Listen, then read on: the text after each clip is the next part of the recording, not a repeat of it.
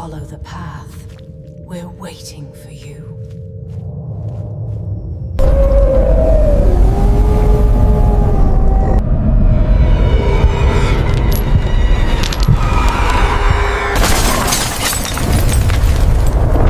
Hello everyone, welcome back to Scary Dark Narrations.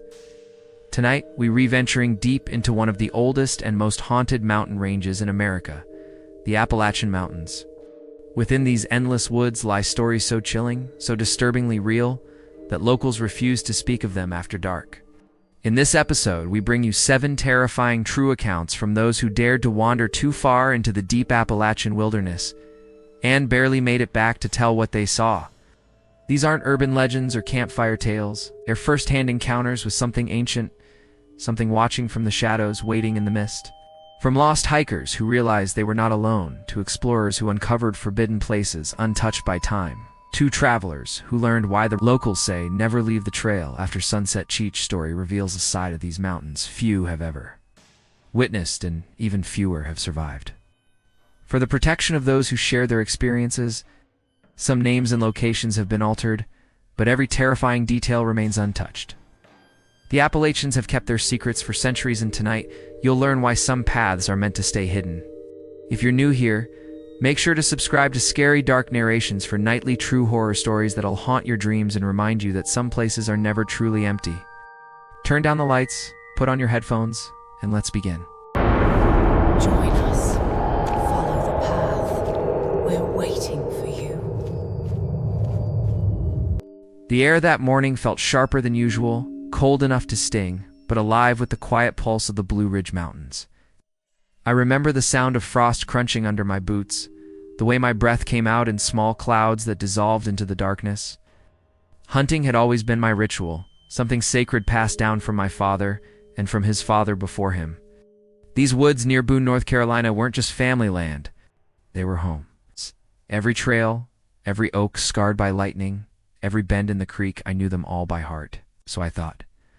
That morning in October, something felt off. My GPS, which had never failed me, began to glitch, the signal flickering, bouncing my location miles away, then snapping back. I frowned and chalked it up to canopy interference, but a whisper of unease brushed the back of my neck. The ridgeline to my left should have been visible, but the forest pressed in tighter than I remembered, as if the trees had moved in the night. My flashlight beam sliced through mist that looked too thick, too heavy. I told myself it was nothing, just my imagination. Hunters see things when they're alone. But that feeling, that crawling dissonance, it didn't leave. I followed the old logging road, as I had for years, expecting the familiar split that led to my stand. Instead, the path veered somewhere new, a narrow corridor carved clean through the undergrowth, lined with fresh orange flagging tape. Froze. There shouldn't have been any new trails on this property. No one else hunted here. No one could. My family had kept this land private for generations. I knelt, touched the ground, clear boot prints, sharp in the frost. Size 11 or 12. Recent, the tread was unfamiliar, and yet something about the pattern tugged at my memory. I told myself I'd follow it just far enough to find where it looped back. The deeper I went, the quieter it became. No birds, no squirrels. Even the wind seemed to hold its breath. The forest felt heavier, older, like stepping into a memory that wasn't mine. The flagging tape led me to a small clearing I'd never seen before. There, someone had built a hunter's blind, perfectly placed over a natural funnel where deer would cross. A folding chair sat beside it, a thermos still steaming beside the seat. The scent of coffee drifted up rich and fresh. I called out. My voice sounded strange in the air, too loud, too alone. No reply came. My stomach turned. I knelt and examined the setup. Professional, meticulous, hot, but old. The blind's camouflage was outdated by decades. The aluminum chair, the kind my grandfather used in the 70s. Yet everything looked untouched by time, as if bought yesterday. That's when I noticed the notebook, a small weathered leather journal sealed in plastic, tucked beside the chair. I pulled it out, my hands trembling as I flipped through its pages. Neat handwriting filled every line, deer sightings, weather notes, dates stretching back to 1973. I frowned. The locations, the kills, they matched hunts I remembered, down to the exact date and shot.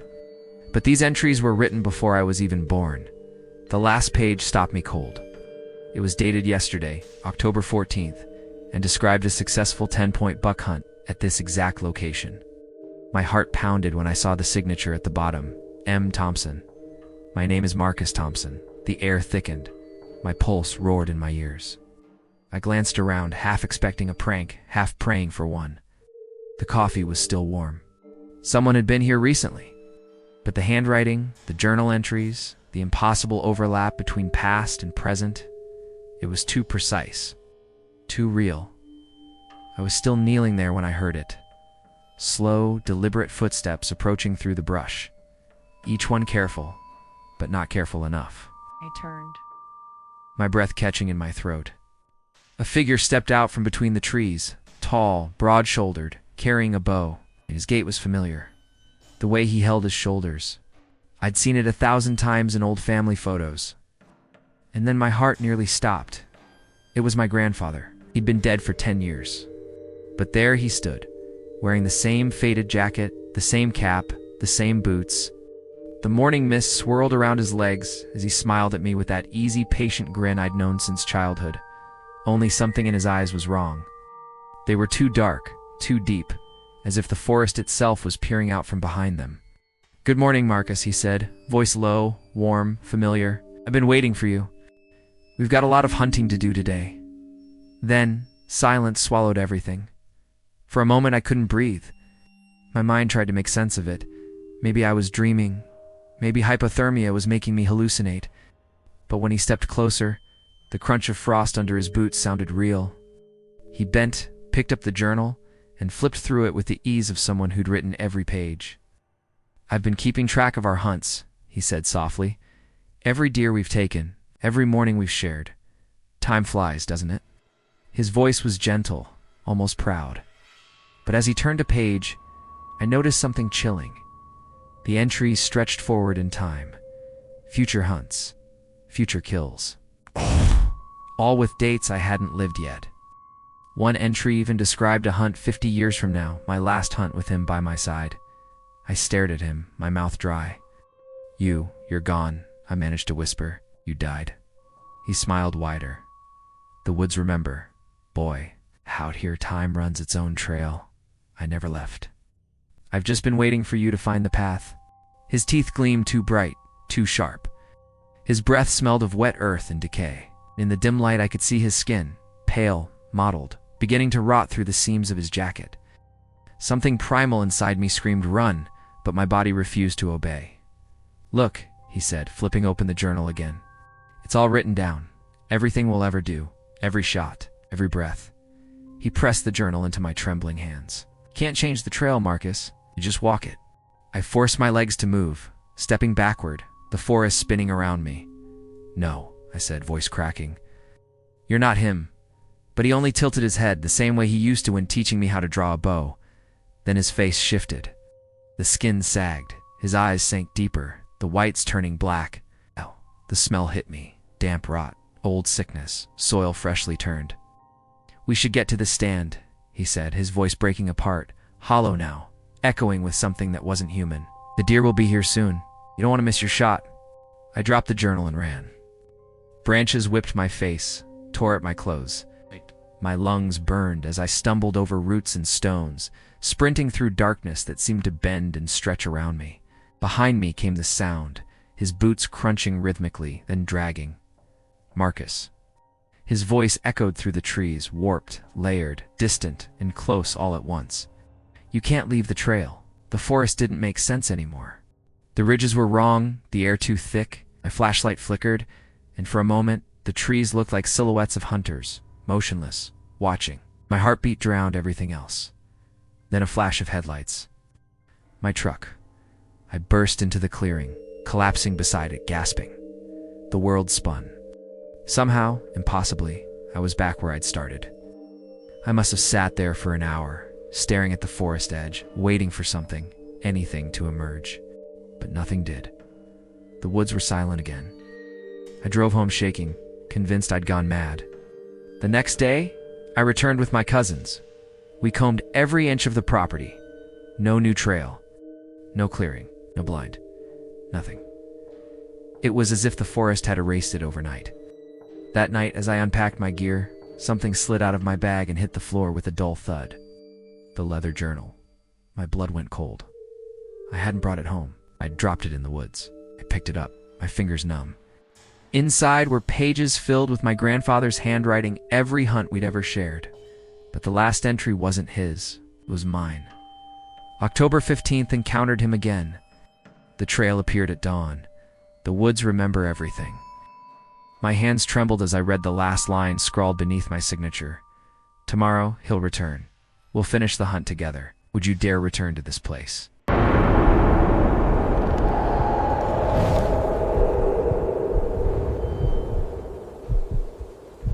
The wind scraped across the glass like skeletal fingers the morning I drove into Old Bell Hollow. My name's Nathan, 34, a property surveyor for a real estate company out of Knoxville. I've walked hundreds of miles through these Appalachian ridges, cataloging cabins older than the roads themselves. Usually, I come home with mud-caked boots and a tired grin, another job done. But that morning, the silence hit different. It clung to the trees like breath on cold glass. Thick, waiting, listening.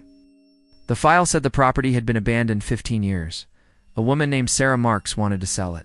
Simple job, hike in, take photos, mark coordinates, done by lunch. My father used to say the land remembers, that the mountains never forget who's trespassed. I used to laugh when he said that. Now, I wish I'd listened harder. The drive wound through hollows swallowed by mist, the dirt road narrowing until it felt like the forest itself was deciding whether to let me through. When I finally parked at the trailhead, the air was still, unnaturally still. No birdsong, no wind, just the creak of my Jeep cooling behind me and the faint sound of my own pulse in my ears. The cabin appeared after half a mile, a squat cedar structure tucked between laurel and pine, roof intact, porch leaning just enough to whisper, "Keep out." I expected rot, mold, or at least a broken window. Cared for. I stood at the steps, the weight of the woods pressing behind me, and something in that silence told me I wasn't the first visitor today. Inside, sunlight cut through curtain gaps, stripes of golden shadow across polished floors. Everything was too clean. No dust, no spider webs. A tin coffee pot sat on the table beside 2 mugs. The mantel held photographs, 5 figures smiling in front of this cabin, frozen in perfect summer light. Mother, father, 2 boys, and a girl. The man's arm rested around the woman's shoulder, his face familiar in a way that tightened something behind my ribs. I snapped pictures, trying to stay professional. But when I leaned closer, my stomach twisted. That man, his posture, the way he squinted at the camera, looked almost like me. Not exactly. It's just enough to make my hands tremble on the lens. I told myself it was coincidence.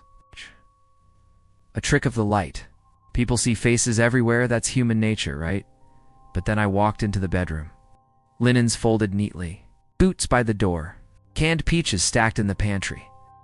None of this spoke of 15 years of abandonment. I checked my phone, no service. Figures. When I looked up, I caught movement in the corner of my vision, a shadow shifting across the far wall. My heart kicked, but it was just the curtains, just sunlight. That's what I told myself. Then I saw it, another framed photograph above the rocking chair.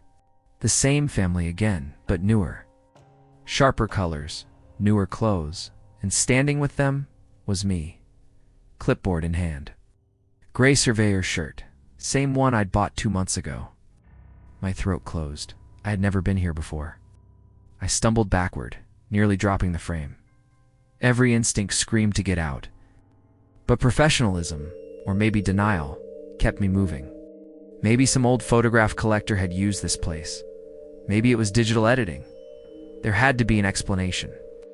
When I stepped back outside, I saw tire tracks carved fresh into the mud, clear treads leading down toward the creek.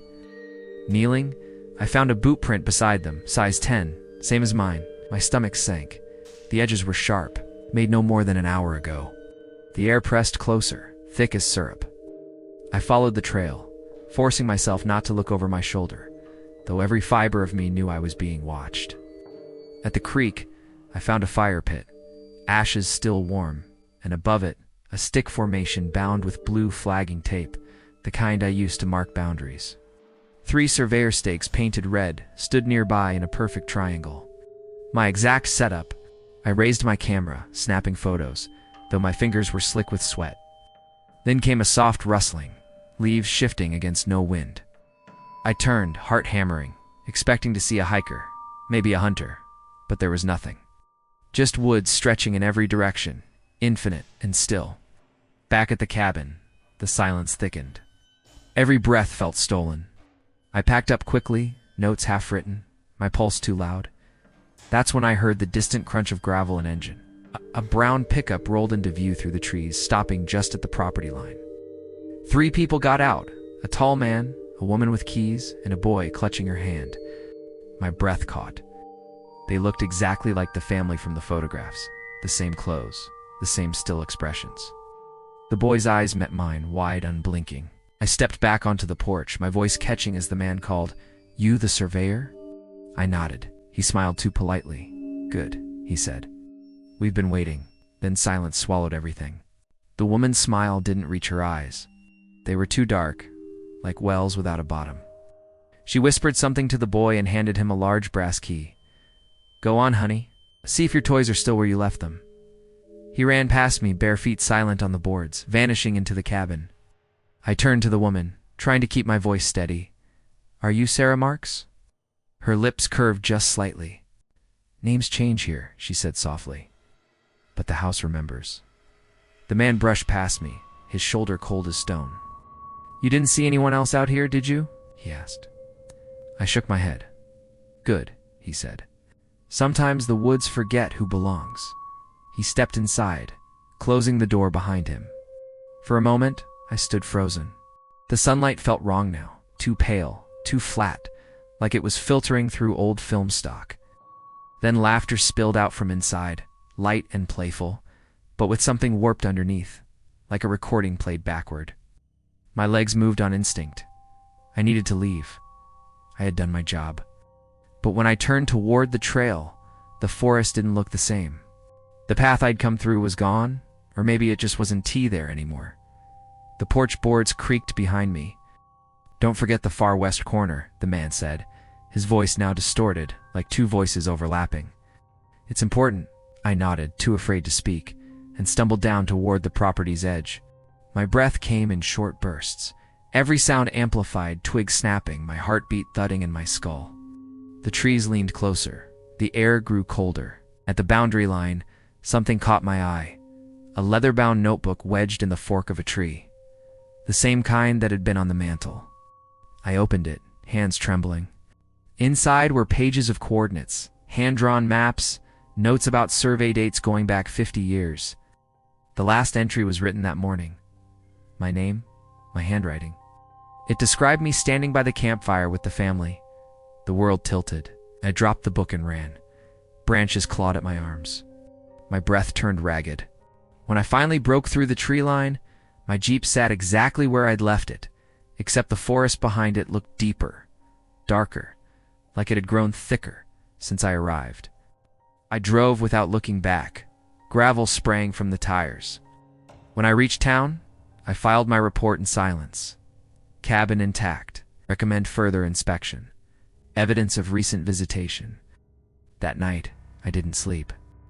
Every time I closed my eyes, I saw their faces. That perfect empty smile. Those dark eyes. I could still hear their laughter echoing behind the walls. The next morning I called Sarah Marks, told her the job was complete, though something felt unfinished. On a whim, I asked, "Has anyone else been to the cabin lately?" Her voice faltered. "You're the first since my uncle died there." 15 years ago I hung up. Hands were shaking so badly I nearly dropped the phone. 2 weeks later I went back with 2 coworkers, just to prove to myself I hadn't imagined it. The road looked older, almost erased. When we reached the clearing, the cabin had collapsed, half-rotted and swallowed by vines.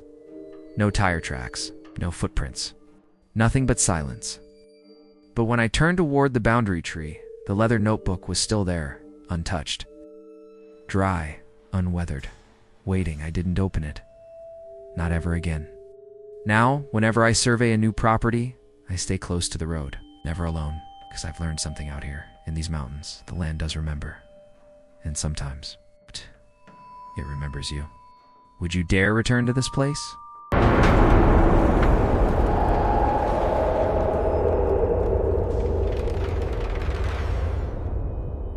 The first time I saw that road, I knew something was wrong, though I couldn't have told you what. The air itself felt heavier there, like the mountains were holding their breath. My name's Dale. I'm 52.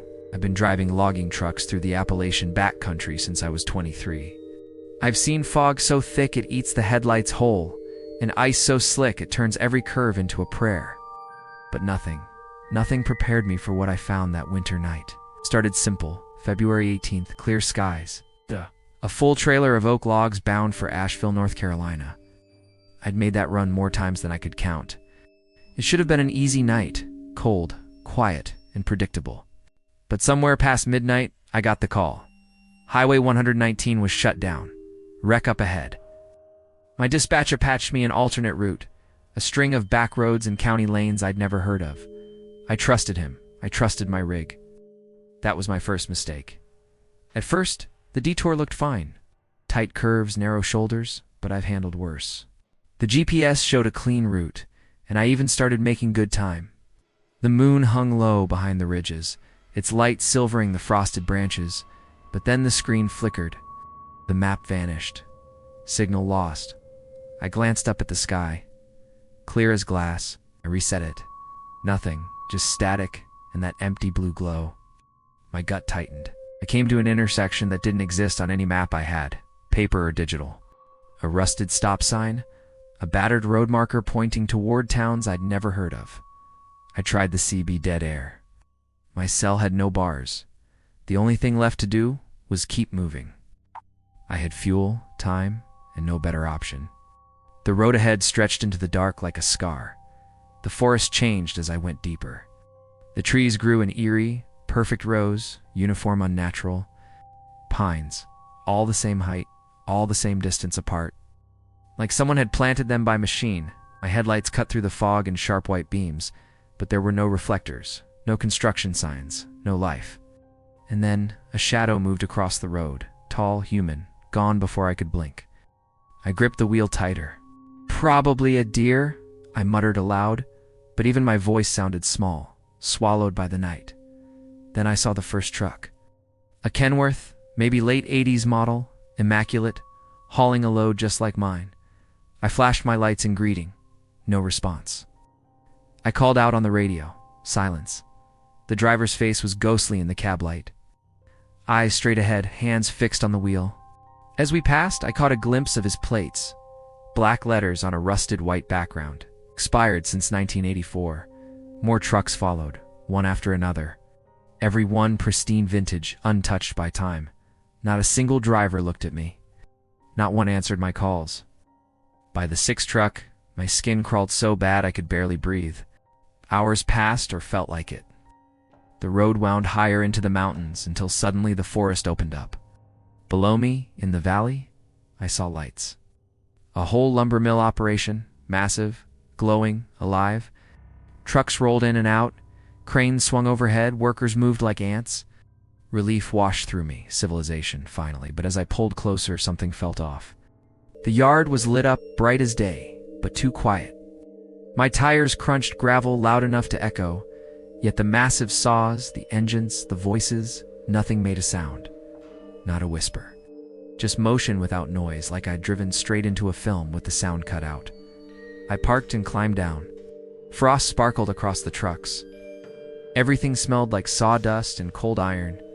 Men moved around me, waving, carrying chains, rolling logs.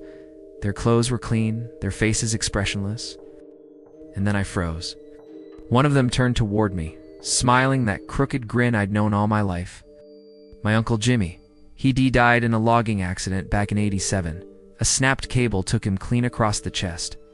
But there he was, wearing that same red flannel shirt, waving like I'd just pulled in for dinner. "You're running late tonight," he called, voice perfectly real. "We've been waiting for your load." My heart hammered against my ribs. "Jimmy," I whispered. The word felt wrong in the cold air. He laughed that same deep, easy laugh that used to shake the kitchen walls. "Working same as always," he said. "This mill never shuts down. There's always more timber to process." I took a step back, but other faces turned toward me, faces I knew. My cousin Robert, Mr. Henderson, my father, all gone, all dead. Yet they looked alive, solid, smiling. My father walked right up and clapped a hand on my shoulder. I felt it. The weight, the warmth. "Good work, son," he said. "But there's an accident coming. You need to be careful on these roads." Then he pointed toward a crane lifting a massive oak log high above the yard. And as I watched, the cable began to fray, one strand snapping after another. Then silence swallowed everything. The log fell in eerie slow motion. No sound, no scream. Just the image of it crushing the men below, and then those same men standing, brushing off the dirt, returning to work as if nothing had happened. My pulse pounded in my ears. The world around me flickered, like an old film reel, slipping frames. I turned to run. "Dale," my father's voice called, distorted now, stretched and hollow. "You can't leave yet. Your load needs to be processed." I stumbled backward toward my truck. The yard lights dimmed and flared, the whole mill shifting subtly, like the angles themselves were wrong. The buildings looked older, weathered, rotting at the edges, yet the people stayed bright and new. Their clothes pristine, their faces unchanged, only their eyes empty. My uncle's grin widened, splitting just a little too far. "Been waiting for you," he said again. His voice now echoed, doubled, tripled, like it was coming from deep inside the forest. Behind them, the log crane lifted another trunk, the same log, the cable frayed again, the same accident replayed. Over and over, eternal. I ran. The cold air burned my lungs. My boots slipped on the frosted ground. I didn't look back until I hit the cab door. When I did, the yard was gone silent again, everyone frozen mid-motion, faces half-turned, eyes all fixed on me. I slammed the door, started the engine. The sound of the diesel roared, blessed, normal until it didn't. The mill lights flickered through my mirrors, too many of them, stretching far beyond the valley like reflections in broken glass. I gunned the gas and tore down the road. For miles, the headlights showed only that perfect pattern of trees, endless, repeating, no variation. The same bent pine, the same turn, the same patch of mist. It was like driving through a loop that wouldn't end. My hands trembled on the wheel. Come on," I muttered. The radio crackled dead air at first, then faint voices whispering my name. "Dale, keep driving. The work's not done." I killed the volume and kept going. The road dipped, then rose, then straightened, and suddenly everything changed. The trees broke, the fog cleared. I hit a familiar sign. "Highway 119 gives 2 miles. My phone buzzed back to life. GPS locked in. Time 3:14 a.m., but my dashboard clock read 5:47. The run to Asheville was quiet after that. Too quiet. The next morning when I checked my logs, my stomach turned cold. The trip had only taken 3 hours, not 6. According to every record, that detour never existed. My GPS showed a straight line, uninterrupted, no missing data, no deviation. It was like the whole night had been erased. I went looking anyway. I found records of an old mill, same valley, same coordinates, that shut down after a series of fatal accidents in 1987. 12 dead. The final incident, a snapped crane cable crushing the night shift. My Uncle Jimmy among them. The place was demolished a year later. Locals said it was cursed ground, that sometimes, late at night, you could still see the lights flickering in the trees, still hear the saws humming beneath the earth. I tell myself it was fatigue, hallucination, that maybe I nodded off for a stretch and dreamed the whole thing. But some nights, when I'm out on the interstate, I catch movement in my mirrors. A truck, old Kenworth, paint shining like new, just behind me. No lights, no plates. When I slow, it vanishes. When I speed up, it keeps pace. And sometimes, just before dawn, I hear my father's voice over the CB, low and calm. "Careful on those mountain roads, son. Some accidents. Hey, don't stay buried. Would you dare return to that valley?"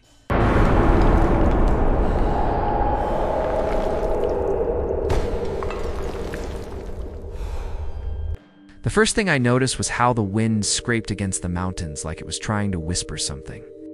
I grew up here in the shadow of coal and dusts, wherein I'd never follow my family underground. My grandfather, father, and uncles all gave their lives to the mines, one way or another. I escaped, or thought I did. But sometimes work drags you back to the places you've spent your whole life avoiding. My name's Thomas, and this time, the mountain called me again. It was late September when my supervisor sent me to the old Black Rock mine outside Lebanon, Virginia. My job was simple: document contamination, take samples, snap photos, and write up the report. It was quiet work, and that's how I liked it. Still, there was something about that assignment that unsettled me from the start. The mine had been sealed since 1994 after a collapse killed 3 men and crippled a dozen others. My father used to say that the Black Rock swallowed men whole and never spat them back out. I didn't believe him then. I do now. The morning I arrived, the sky hung low-gray, heavy, the kind of overcast that makes the mountains look ancient and mean. The access road was a mess, overgrown with kudzu and slick mud, like the land itself was trying to hide the place. I had to stop twice to drag fallen branches off the path. When I finally reached the site, the mine's steel barrier loomed ahead, bent and twisted, like something had tried to claw its way out. A rusted sign read, "Keep out," the kind of warning people usually laugh at, but not me. Not that day. I stepped closer. The barrier was supposed to be sealed solid, welded shut. Instead, there was a narrow gap torn open from the inside. Fresh scratch marks cut through the rust. My stomach dropped. I crouched, running a gloved hand over the coal dust at my feet. That's when I saw them boot prints. Heavy, deep, recent. Someone or something had been here. I pulled out my phone to call my supervisor, but the screen flashed no signal. The hollow always eats reception. I told myself it was just trespassers' kids, maybe. But those prints weren't small. I made a note for the report and set up my gear. The air that seeped from the shaft was cold, damp, and wrong. It carried the sharp tang of coal and something else. A wet, organic stench like rotting leaves or flesh. The smell of something alive where there shouldn't have been life. As I worked, I heard it faint at first. Slow, rhythmic thudding. Thunk, thunk. I froze. It was distant, deep within the mountain. At first, I thought it was my imagination, rocks, settling, maybe groundwater dripping through old tunnels. But the sound grew louder, steadier. It was the unmistakable rhythm of pickaxes striking coal. Told myself it couldn't be real. The mine had been abandoned for decades, flooded and sealed. Yet, there it was again. Thunk, thunk, thunk. And underneath it, the faint echo of voices. Muffled, indistinct, but human. I heard men calling to each other, the faint squeal of metal wheels on rails. The sounds of a mine alive with work. My flashlight felt heavy in my hand. Logic screamed at me to leave to drive back to town and report it. But something deeper, something older, pushed me forward. Maybe it was concern, or curiosity. Or maybe it was the mountain itself, whispering, "Come home." I squeezed through the gap, flashlight slicing through the dark. The shaft yawned before me, walls glistening black like obsidian. Timber supports creaked faintly under the weight of a mountain that had been sleeping too long. The boot prints continued inward, joined by others, dozens of them layered over time, but all leading deeper. My breath clouded in the cold air as I followed the main tunnel. The deeper I went, the louder the sounds became, shovels scraping, carts rolling, the chatter of men at work. I turned a corner and froze. A faint amber glow flickered ahead, the light of carbide lamps, burning steady and alive. I stepped closer, heart pounding. The tunnel opened into a wide chamber cut from black rock. Shadows moved across the walls, men-shaped and busy. I could hear them clearly now, calling out warning of gas pockets and loose rock safety talk straight out of the old days. My flashlight trembled in my hand as I approached the glow. And then I saw them. A dozen men stood there working, real as flesh. Their movements were practiced, efficient. They wore the heavy work clothes and helmets of coal miners. For a moment, it looked like any normal shift underground until I recognized one of the faces. My grandfather. He stood near a coal car, strong and alert, just as I remembered him when I was a kid visiting the mine. but he had been dead for nearly 30 years. My breath caught as I recognized others: my Uncle Ray, old Pete Johnson, Mickey Hawkins, all men who died in accidents before I was even out of high school. They looked just as they had in their prime, faces blackened with coal, eyes sharp and alive. My grandfather looked up. His carbide lamp flared and his smile cut through the dark like a memory come alive. "Tommy," he called, his voice echoing down the tunnel. "Come on, boy. We've been waiting for you." Then, silence swallowed everything. For a moment, I couldn't breathe. The sound of drills and shovels faded, replaced by the blood pounding in my ears. I tried to tell myself I was hallucinating, that the gases, the darkness, something was tricking my mind. But then Uncle Ray walked toward me, wiping his hands on a coal-stained rag, grinning the same crooked grin I remembered from childhood. "You look good, Tommy," he said, voice thick with warmth. His hand clapped my shoulder, solid and warm. Too solid. "Your daddy said you were smart to stay above ground. Guess the mountain finally called you home." His words sank deep, colder than the mine air. The others gathered behind him, silent, expectant. The flicker of their lamps painted their faces in stuttering light. Some wore the marks of their death-scrushed helmets, soot-streaked burns, deep bruises that never healed, but they smiled like nothing was wrong, like I belonged there. My grandfather stepped forward, carrying his old pickaxe. I'd seen that same tool hung on my parents' wall for years. It gleamed like new in the lamplight. "There's still work to do," he said quietly. "The state sealed us in, but the mountain remembers its debt. The coal's still down here, waiting. Waiting for you." I shook my head, stumbling back. "You're dead," I whispered. "All of you are dead." He nodded slowly. "Dead to them, maybe. But the mountain doesn't forget its own. We work until it's done, till the mountain says we can rest." Behind him, the others nodded in eerie unison. The chamber fell silent except for the soft hiss of lamps. I could smell the air, now coal dust, sweat, and decay. My grandfather held the pickaxe out to me, handle first. "Your turn, Tommy." The light from the lamps pulsed. The shadows on the walls seemed to stretch toward me, fingers of darkness reaching out. My knees trembled. I turned to run, but the tunnel behind me looked wrong. Longer, deeper. The glow of daylight that should have been behind me was gone. "Stay, Uncle Ray," said gently. "The mountain's been lonely." The others began to hum a low, droning tune I didn't recognize. The sound vibrated through the rock, through my chest, through my bones. The lamps flared brighter, blinding white, and for a moment, I saw more than men. I saw what they had become: hollow-eyed silhouettes, bodies bound to the coal itself, veins of black running through their skin like marble. They weren't men anymore. They were part of the mine. I screamed and bolted forward. My flashlight sputtered and died, plunging everything into suffocating dark. The hum followed me, growing louder, echoing off the walls in impossible directions. My boots kicked up cold dust, my breath ragged. I ran blind, guided only by terror and instinct. Behind me, the pickaxes began again. Thunk, thunk, thunk. In perfect rhythm, voice drifted after me, low and echoing, no longer human. "You'll come back, Tommy. The mountain remembers its own." When I burst out into the daylight, I collapsed beside my truck, choking on cold air. My hands shook as I fumbled the keys, my mind refusing to process what had happened. The world outside felt too bright, too quiet. Hours later, I brought 2 deputies back with me.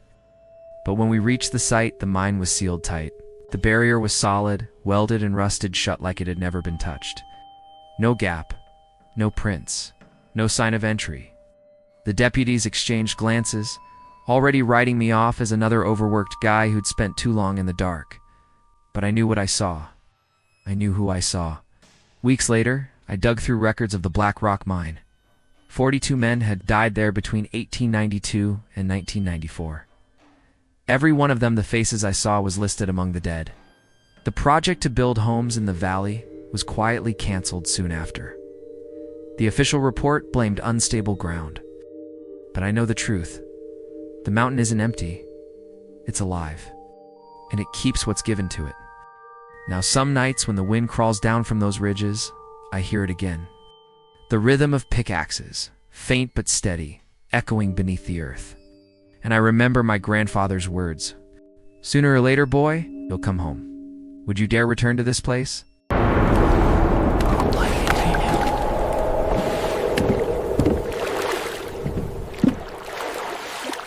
The sound of the river has always felt like blood moving through my veins. Steady, familiar, alive. I've been coming to that same stretch of the Davidson River since I was a kid, the place my great-grandfather carved from the mountain a century ago.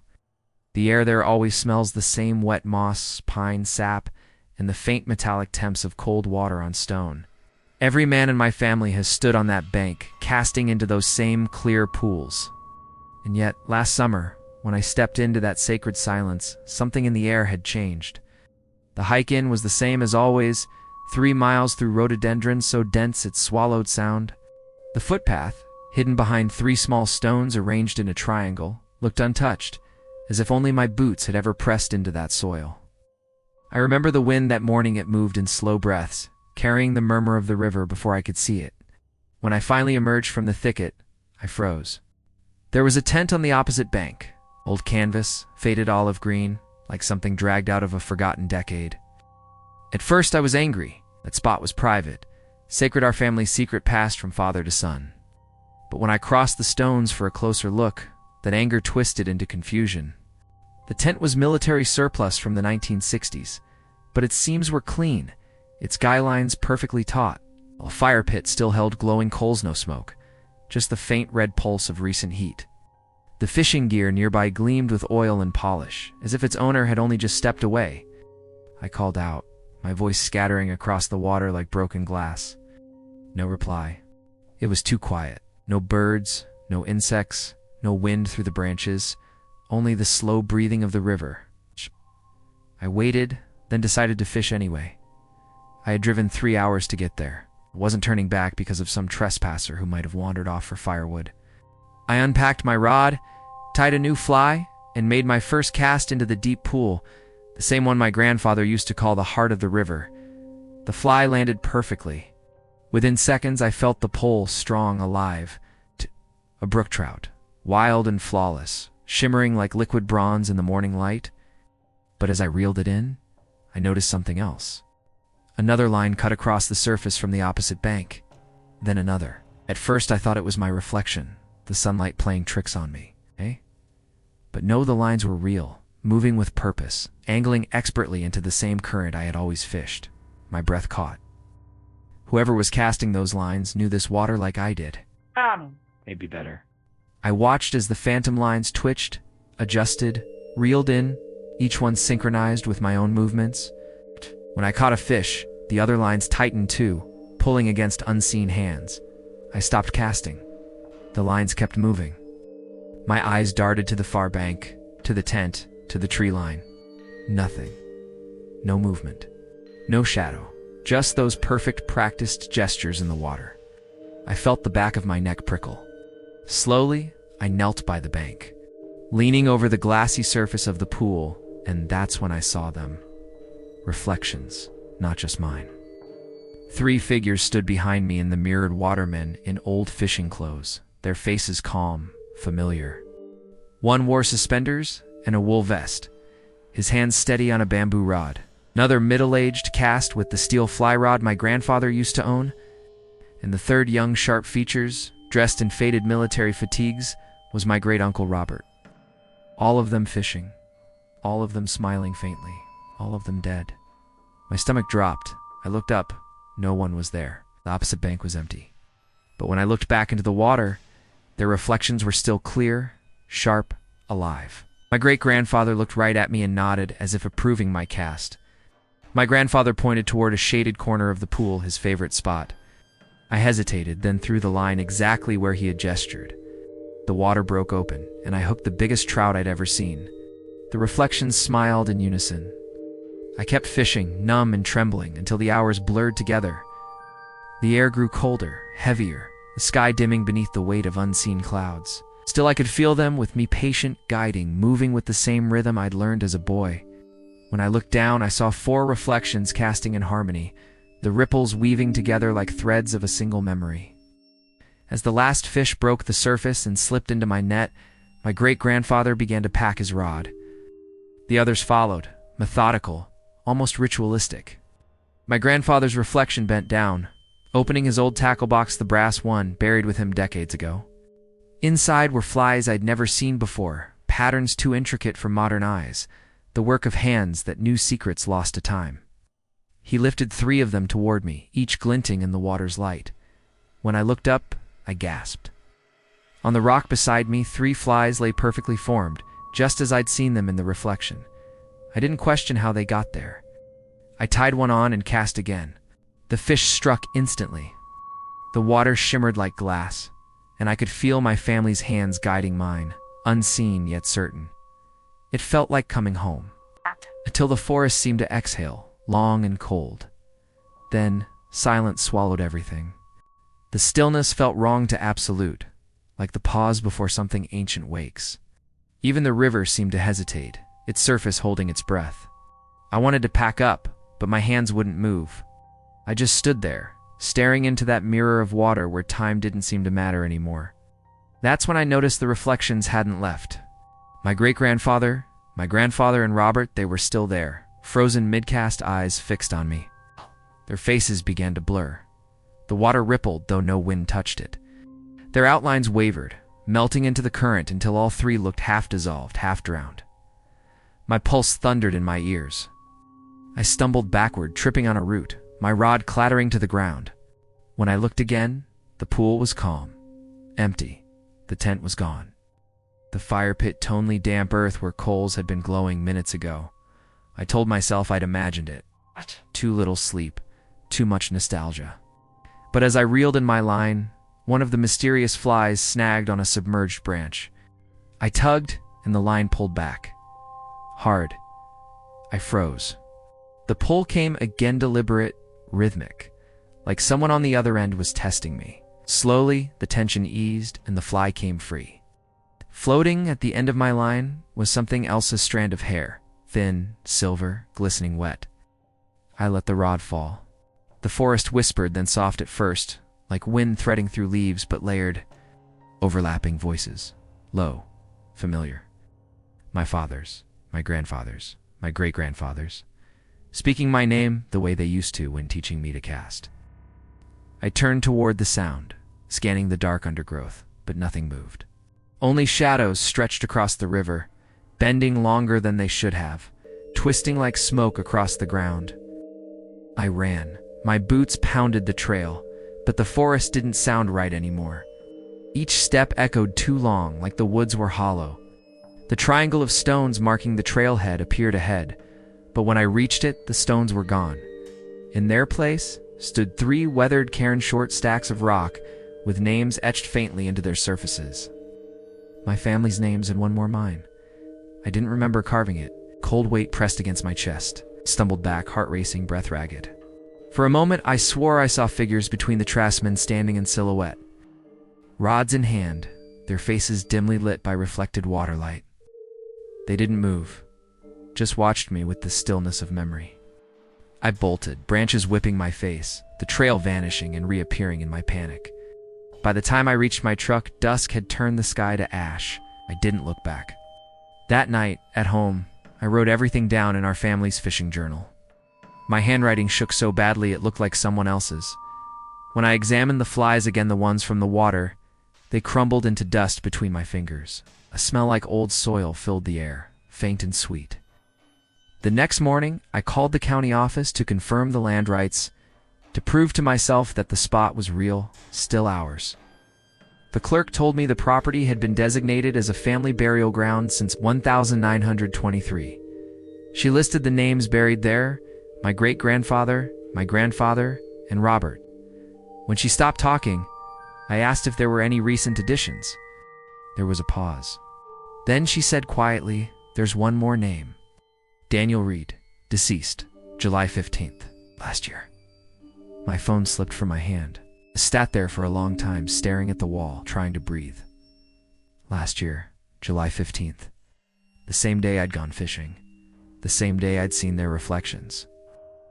I don't know what happened that day, if I ever really left those woods. Sometimes when I lie awake, I hear the sound of water running just beyond my window, though I live miles from any stream. Sometimes when the light hits the glass just right, I see the faint shimmer of a river's reflection.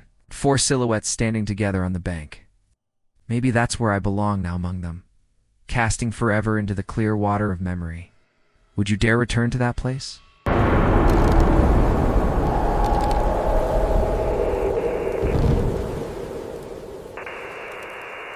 The air was thick that morning, the kind of humid stillness that makes your skin feel heavier than it should.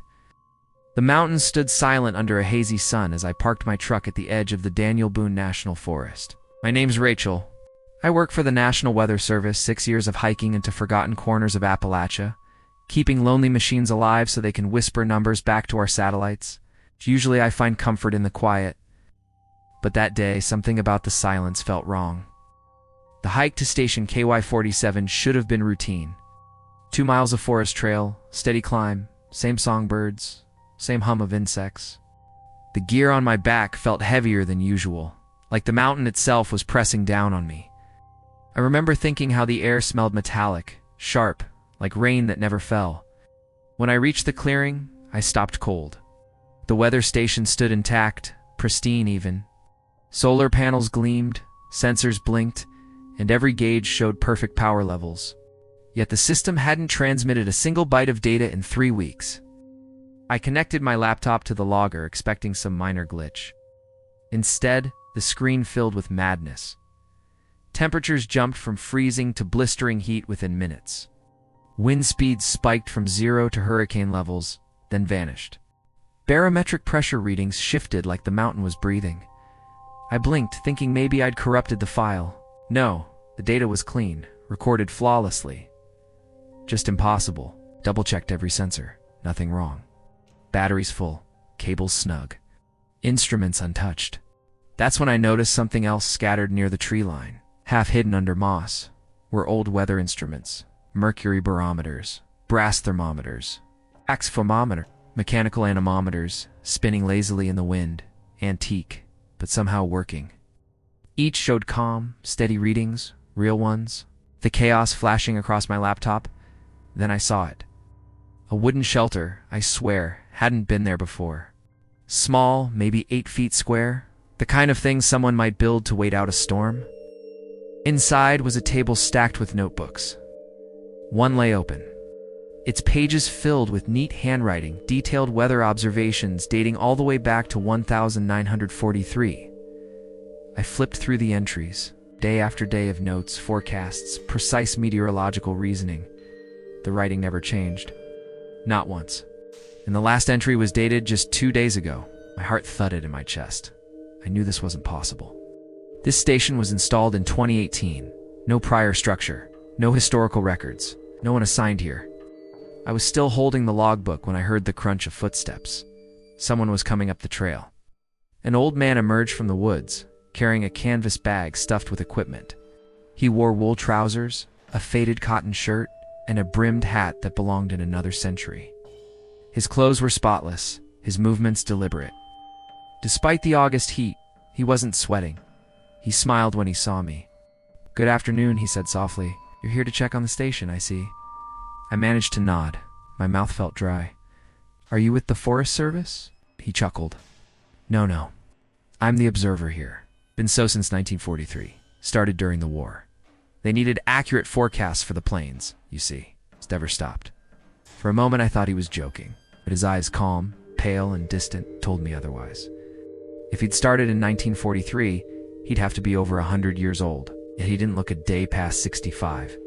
He set down his bag and pulled out a polished brass barometer, setting it on the stump beside my digital sensor. "Your equipment," he said, "doesn't understand these mountains. It tries to fit them into neat patterns. The air here doesn't care about patterns."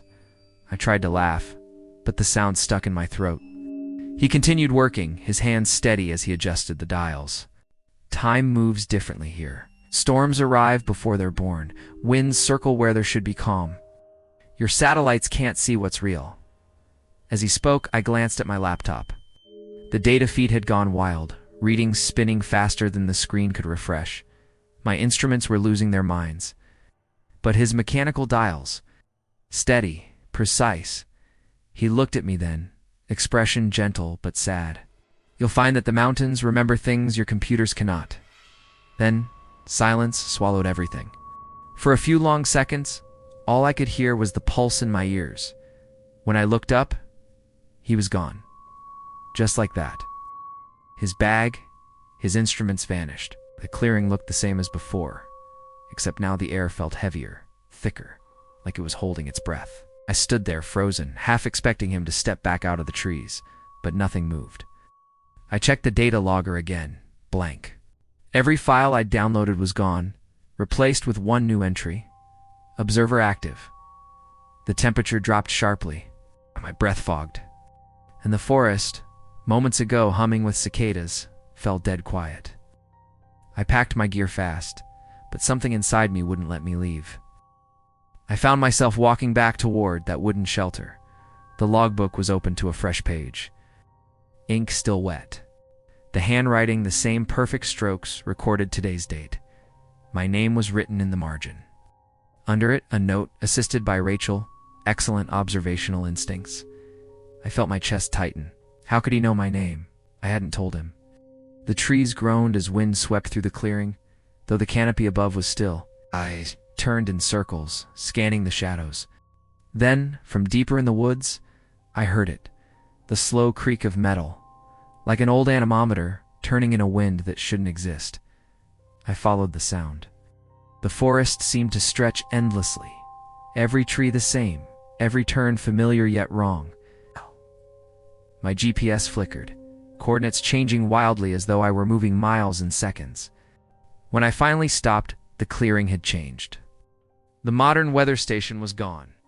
In its place stood an old wooden tower, a relic from another age. Its paint peeled, its roof sagged, and its instruments gleamed faintly in the dimming light. I climbed the narrow steps, each one groaning under my weight. Inside, the air was cold, smelling faintly of oil and paper. A small desk stood by the window. On it, a radio transmitter, a lantern, and a photograph in a cracked frame. The man from the woods stared back at me from the picture. The label beneath read, Harold Mitchell, Senior Observer. KY 47, 1943 to 1987. My heart lurched. That couldn't be right. 1987. He should have been dead for nearly 40 years. The radio crackled to life, faint static building into a whisper. Station active. Observer reporting. The voice was his. Calm, steady, conditions stable, assistance received. Work continues. I stumbled back, nearly tripping down the stairs. Outside. The light had changed, the sun dipping too fast, shadows stretching long and thin like liquid. When I looked up, I saw him standing where the tower met the trees, watching me. The same hat, the same calm smile, only now his face was pale as moonlight. Don't be afraid, he said. The mountain needs its watchers. The words echoed unnaturally, fading into the wind, and then he was gone again. By the time I found my truck, night had fully fallen. My laptop, once full of corrupted data, now displayed a steady feed from KY47 perfect readings. Yet, when I checked the office servers later, the transmission showed no source, no power, no signal. Just a single line of text repeating every hour. Observation ongoing. Weeks passed. Every maintenance log showed KY47 offline. The handwritten entries in that old shelter continued to appear, each one accurate. Each one predicting storms. Our satellites missed entirely. I never reported it. Some things aren't meant to be explained. Now, every time I hike those ridges, I catch glimpses of someone in the mist. A shadow bent over instruments that shouldn't exist anymore. Sometimes when I pause to listen, I swear I hear a calm, measured voice whispering barometric readings just behind me. And on the coldest nights, when the air feels alive, my own sensors flicker to life without warning. Transmitting coordinates I don't recognize. Maybe Harold Mitchell never stopped his work. Maybe he never could. Would you dare return to that mountain and see who's still taking notes?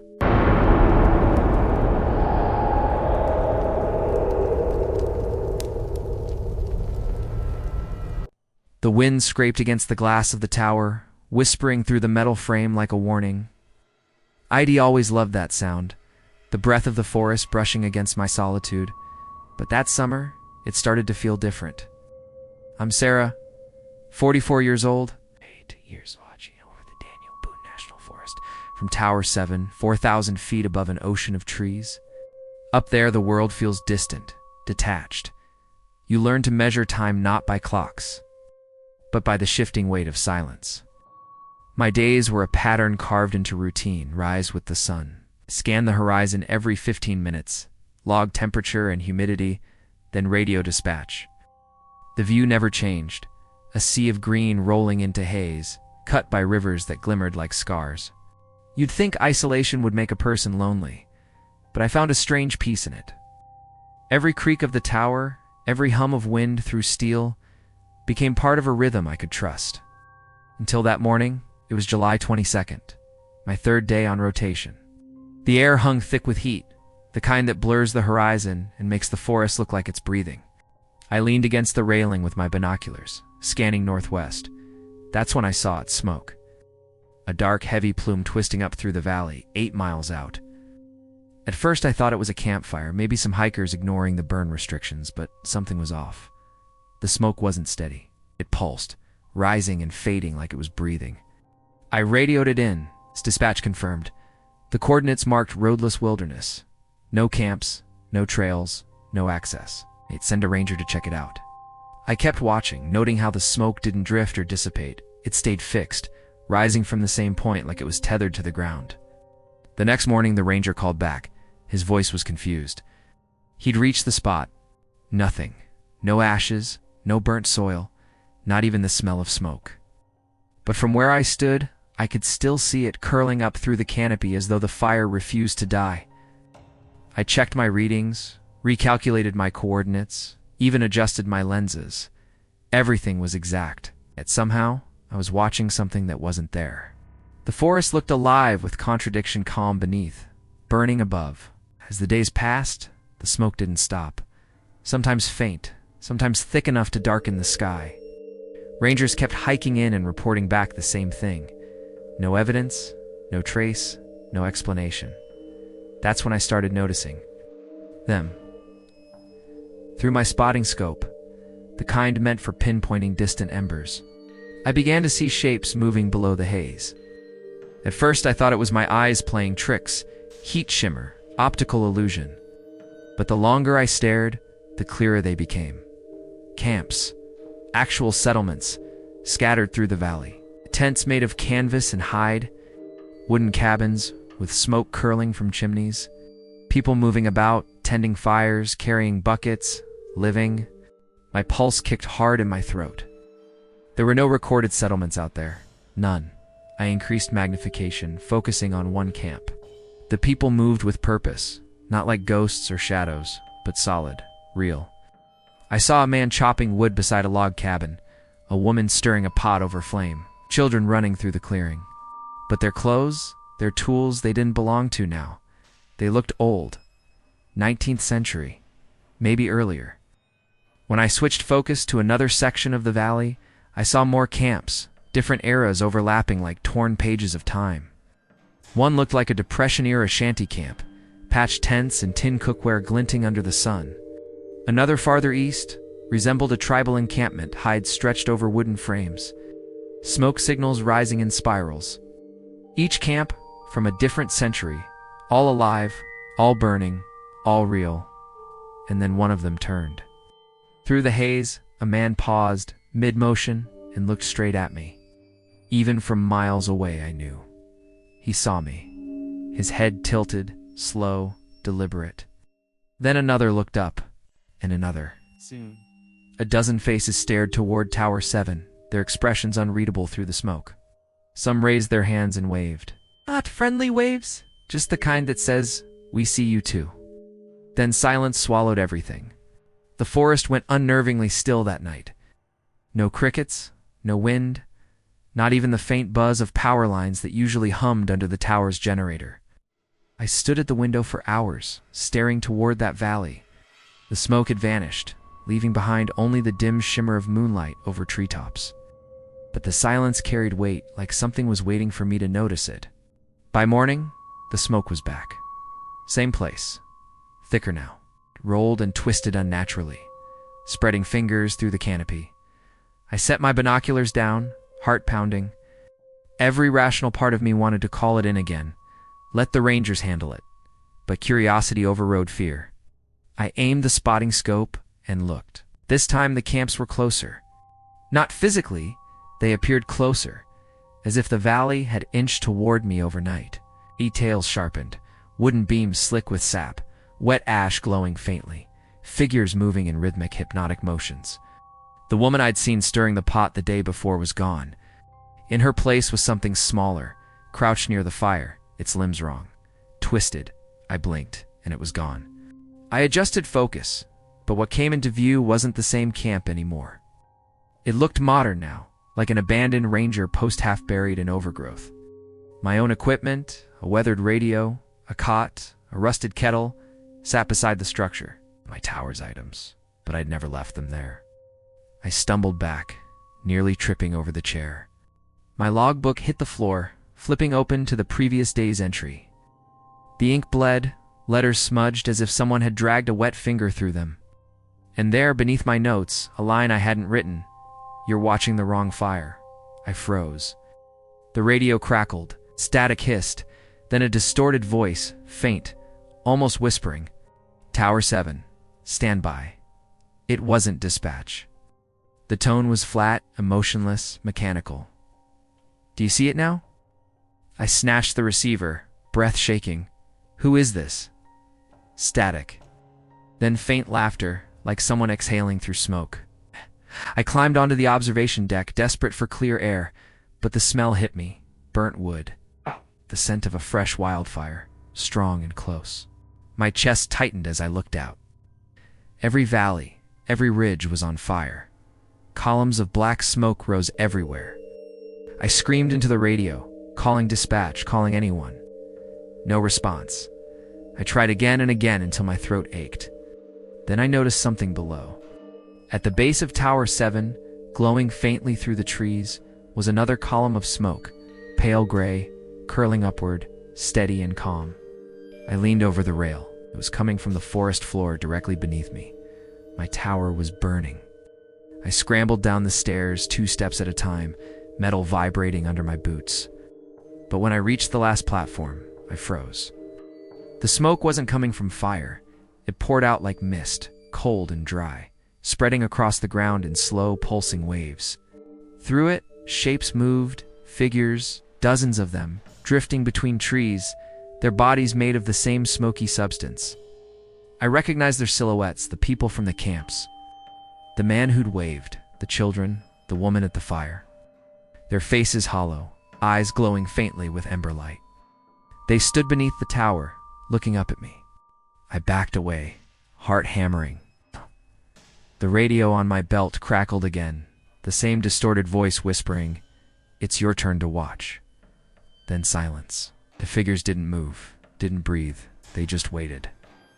I bolted up the stairs, sealing myself in the cabin, gasping for air that reeked of smoke and metal. I grabbed my binoculars, pointed them back toward the valley, but it was gone. The entire landscape below had changed. Where there had been trees, now stood rows of blackened trunks. The camps, the smoke vanished. Only charred wasteland stretched to the horizon. I turned to the window. Below, the ground flickered with faint orange light. The smoke shapes were gone. In their place, fire licked the base of the tower again, this time, real flames climbing higher.